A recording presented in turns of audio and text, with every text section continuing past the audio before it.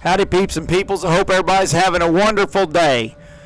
What we did in the last video is I showed flipping this trailer. We was in a hurry. I'm always in a hurry. We was in a hurry we got this trailer flipped over, then we headed up north to the fall meeting, the Midwest Fall Association meeting. That went great. But anyways, we got back, and this is the following week, and I've been running around playing catch up the first part of all week, and then this is, I think, up into the week a little piece, and I'm putting this plate in. I've measured everything out in torched out hose for plug welding. I actually use the gouger to gouge them out. All right, we got our new plate cut out.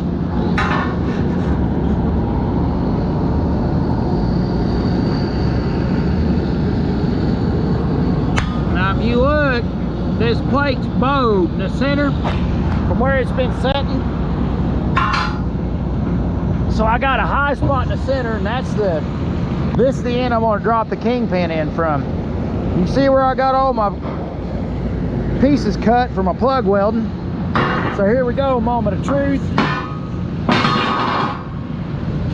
And I'll weld around this, and that'll draw that plate out. And then we'll turn it upside down, throw it in the trailer, and then do all the plug welding from the bottom. And we got our water hose plugged in there to where it's got drainage all the way around too. So off to a good start. That went pretty quick. We got that done. Let's flop her upside down, throw her in the hole. That's what we like to do, is throw her right in the hole. Yeah, boy.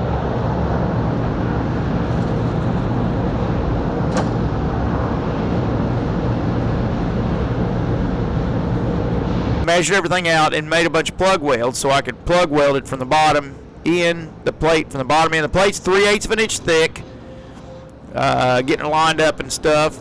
And I've put, I don't know how many fifth wheel plates in. It's about a day job. Usually replacing a fifth wheel will take about a day, but this took me 2 days because I was in and out doing things, and a little here, a little there, working in the mill, and ties and logs and everything, you name it. So anyways, I got a list, and I'm going down my list doing the priority jobs, and I want to keep this trailer moving because I want to get it off my porch. It's in the middle of the daggone way, and the boys needs the trailer back. Not critical, because thanks to Andrew, he saved us with his nice trailer, and Wes has been pulling his nice trailer, and that's got us out of the hot water. But we need to get this thing done. Once I get this plate into place, get it all tacked in, then I got bracketry to work on the side, which is on the left hand side of the screen, running down the side of the frame there that's all busted up. I'm going to replace some of the aluminum with steel. There's a bunch of aluminum welding to do. I'm not the greatest aluminum welder, but I'm not terrible. And by the time I get done with this project, I actually got quite a bit better. I will say this, aluminum rods, from my experience, aluminum rods does not store well if they get moisture in them. The daggone flux will screw you up, because aluminum rods are so daggone flimsy, you can't power through the flux, if that makes any sense to anybody. But I did get a new batch of rods that hadn't been opened after I burnt through my old rods. And my gosh, this aluminum weld's easier than steel once you get to the good rods. So, but, and I don't know if I'll get pictures of that at some point. I had to do a bunch of welding up in the front of the frame there on the aluminum part of the trailer up front where where the bulkhead was ripping on stuff up there and making cracks. So I got all them cracks sealed up and put some aluminum gussets in there and stuff to strengthen the aluminum up.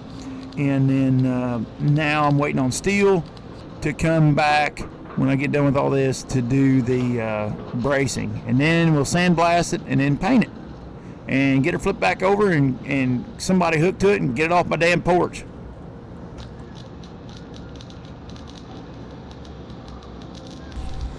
Something's going on up here in this upper corner. I don't know if I think the plate, I just did my hillbilly distortion there when I welded that kingpin on there.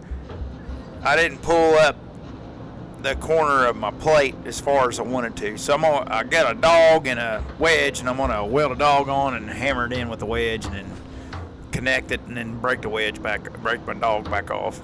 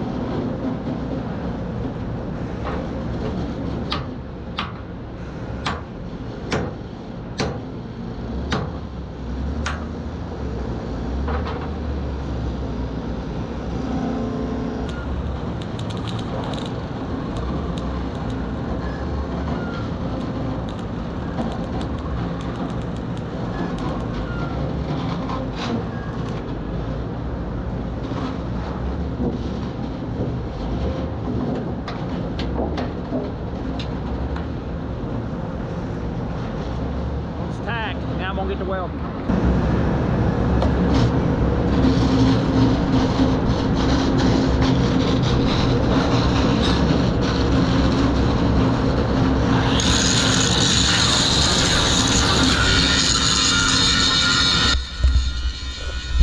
The reason I showed this, you hear the people go all the time that grinding down your welds and making them look right, or whatever they say, don't make you a good welder, man. It makes you a good grinder, man.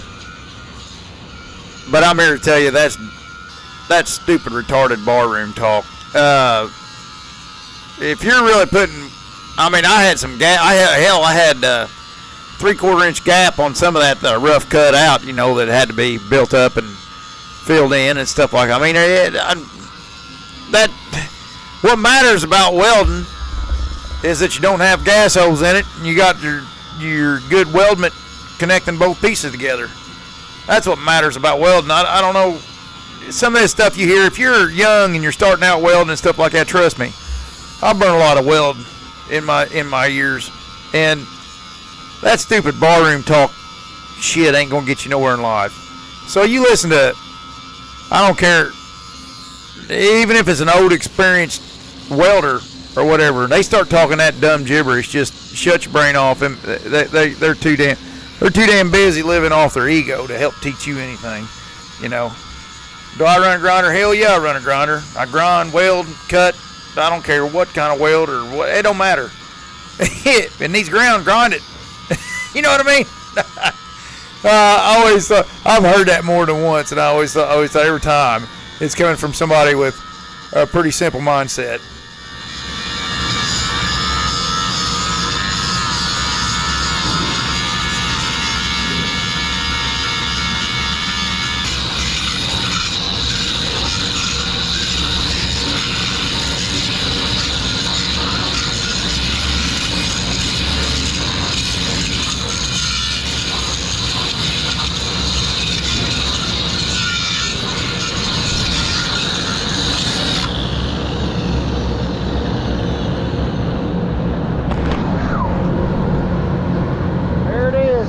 Clean up the rest now.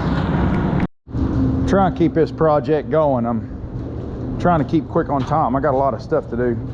Next part of this project is this headache rack. It's a busting loose down here. This is busting loose. Somebody's tried to weld on a little bit, and it ain't very good. So I'll try to shape this and pull this down and get it whipped into shape and weld it up next.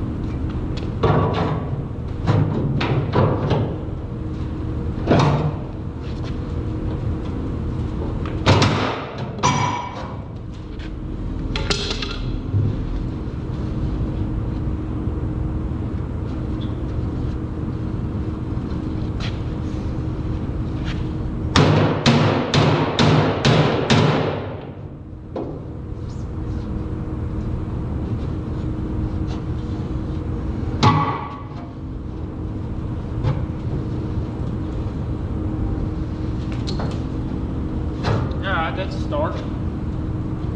We'll start there. I've been going at it like a maniac. There it is. I got it all cleaned up, got it all welded up. My welds ain't the prettiest, but they will work. They will hold tight and true. But it's welded and it's over welded and yada yada, done. DUN done, on to the next thing. Fall meeting went great. We went and seen 3 mills. First one was Devereaux. I put a little bit of information in that I'll show you it in the video. Then we toured Quality Hardwoods. It lived up to its name. It was quality. A very well ran mill. Good numbers. It has it set up with the ring debark and daggone his and hers head saw.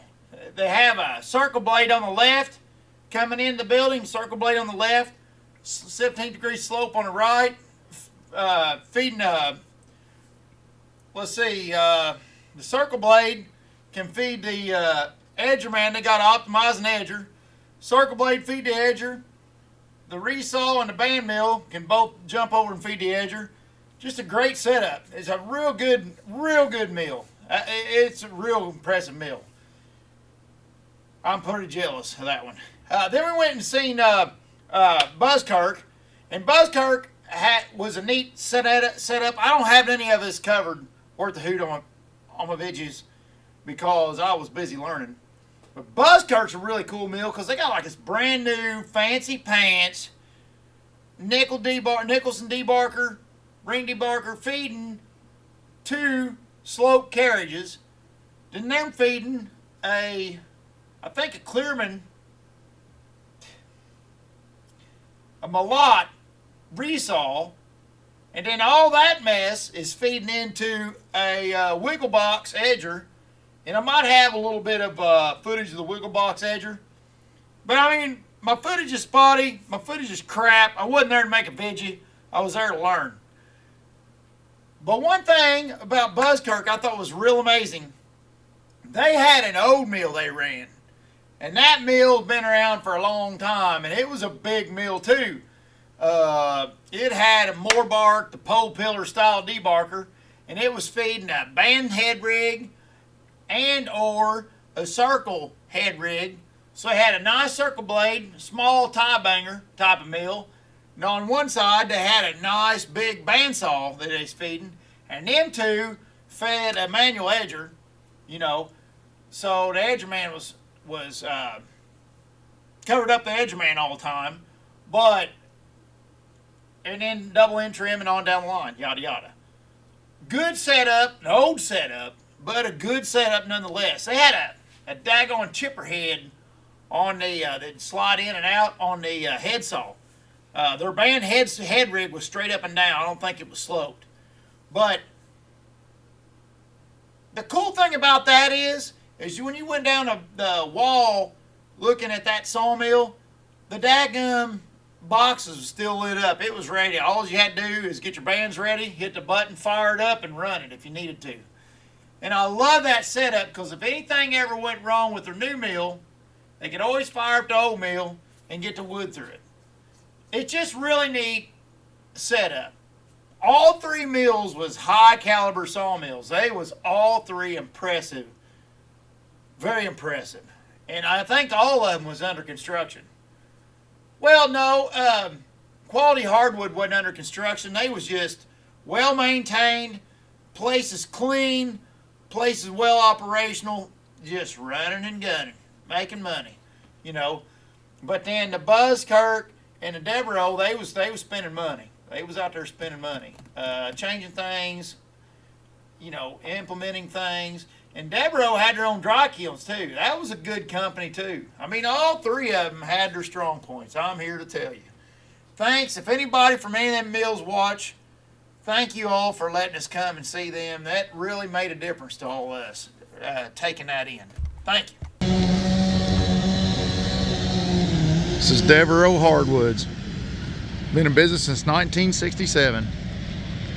Family owned, 3rd generation.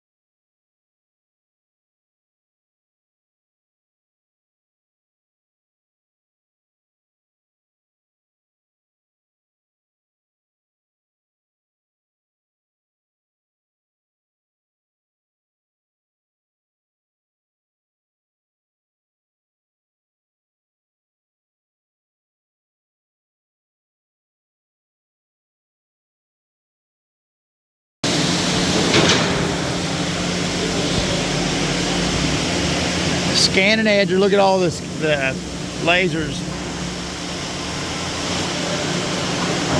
It scans it, and it's a wiggle box, and that box will wiggle and catch it.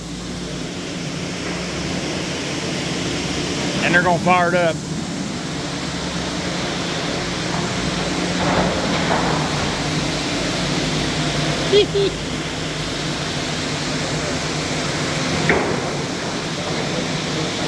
I'm always pointing that way.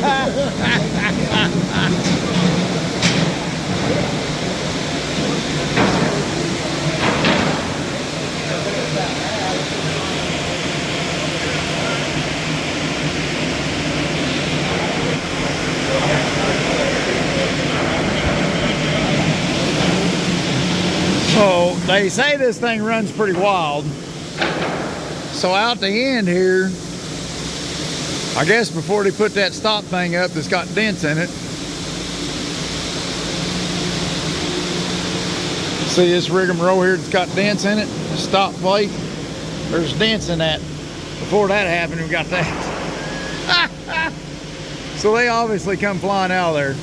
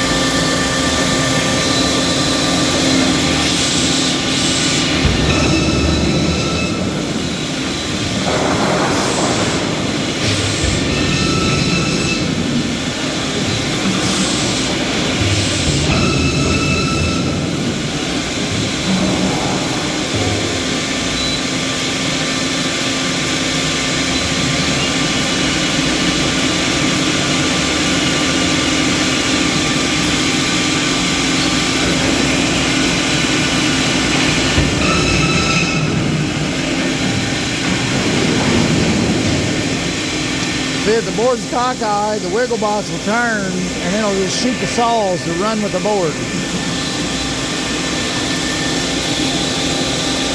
The box is the the Y, or the X axis. It'll turn to where it matches the angle of the board. When the board comes through, then the cylinders are pushing the saw blades, and they'll just line up with the board as it goes through. See, here he goes. We're going cockeyed. See the saw go,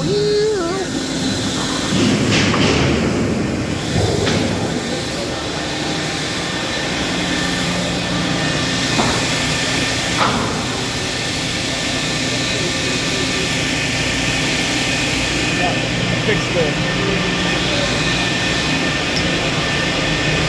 I think that's the Duncan booth. I think that's where we're supposed to sit right there. Yeah. But that's where the Duncan booth goes. Boy, they must have some shit fly through there. Yeah.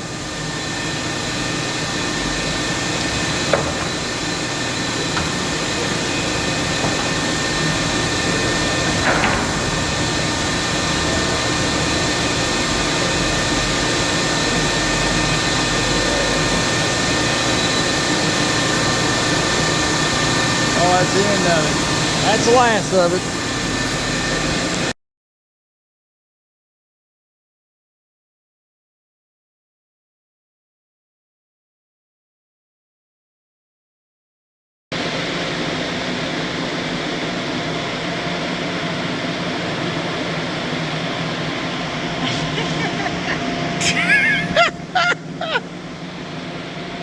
Not being judged harshly. That's how you guys should be hauling logs. In the middle was a circle loader. Huh. Oh, that is the. That he runs it from the cab. It's not a truck.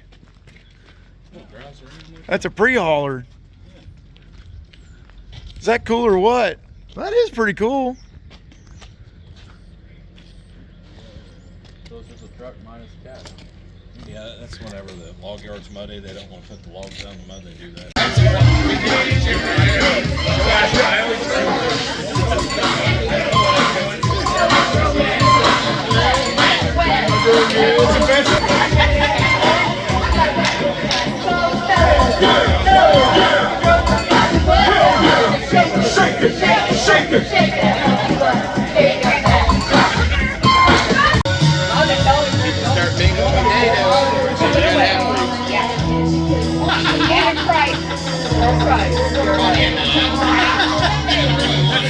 It was just like, oh, we were all like, oh my god!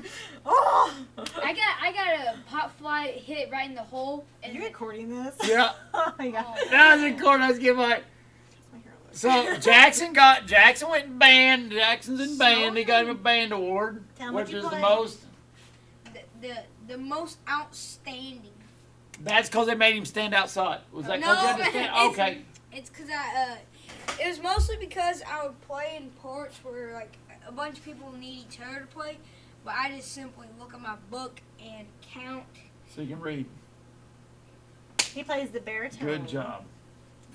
Yeah. Played Took me baritone. forever to remember that. And like name. without Yep. a bunch of people need Zayden to do good, but Zayden wasn't there.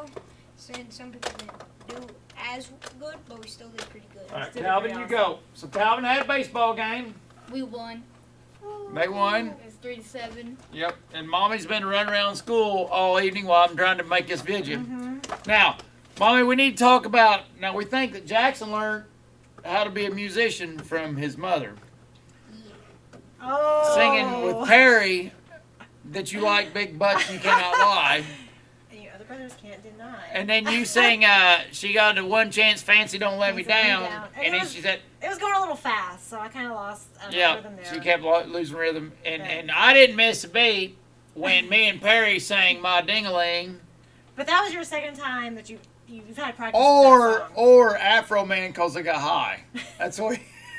These are bad songs. They are only bad like songs. It was 4 terrible. words to your song. So 'Cause it was I got- karaoke night after the fall meeting, and everybody was drinking and having a good time. And Perry brings in this whole group of bowling ladies.